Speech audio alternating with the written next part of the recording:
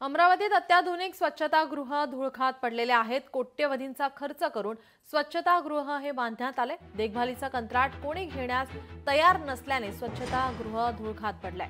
देखभालीसाठी कोणीही तयार नसल्याने प्रकल्प ठप्प पडलाय। पालिकेने दखल घेण्याची नागरिकांकडून आता मागणी होतीये।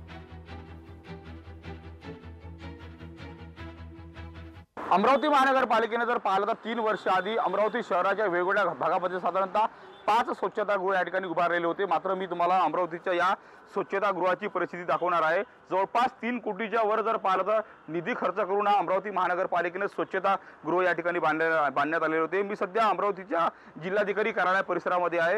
याच ठिकाणी म्हणजे जिल्हाधिकारी कार्यालय परिसर असतील, गाडगेनगर पोलीस स्टेशन असतील, वेलकम पॉइंट असतील, अशा महत्त्वाच्या 5 ठिकाणी जे आहे 3 कोटी रुपये खर्च करून फायबर टॉयलेट करण्यात आलेले होते। मात्र 3 वर्ष उलटूनही या ठिकाणी एकही फायबर टॉयलेट या ठिकाणी चालू करण्यात आलेली नाही। आपण जर पाहिलं अत्यंत दयनीय अवस्था या ठिकाणी निर्माण झाली। या ठिकाणी झाडं झुडपं सुद्धा या ठिकाणी आपल्याला दिसून येत आहे। आणि जर पाहिलं तर या ठिकाणी संपूर्ण फायबर टॉयलेट जे आहे संपूर्ण कुलूप बंद आहे। या ठिकाणी पाण्याची टाकी देखील उभारण्यात आलेली होती। मात्र या ठिकाणी अद्यापर्यंत म्हणजे अमरावती महानगरपालिकेच्या वतीने जे देखभालीसाठी कंत्राट काढण्यात येत असतं त्या कंत्राट काढला गेलं नाही। काहीतरी टेक्निकल अडचण आली अशी या ठिकाणी माहिती जी आहे अमरावती महानगरपालिकेच्या वतीने देण्यात आलेली आहे। स्वच्छतागृह चालूच झालं नाही, त्यामुळे 3 कोटीच्या वर जो निधी आहे महानगरपालिकेचा पाण्यात गेलेला आहे। त्यामुळे आता तरी अमरावती महानगरपालिकेला जाग येणार का आणि हे संपूर्ण स्वच्छतागृह चालू करणार का अशी जी मागणी आहे या ठिकाणी अमरावती महानगरपालिकेकडे सामान्य नागरिक आणि महिलांनी केलेली आहे।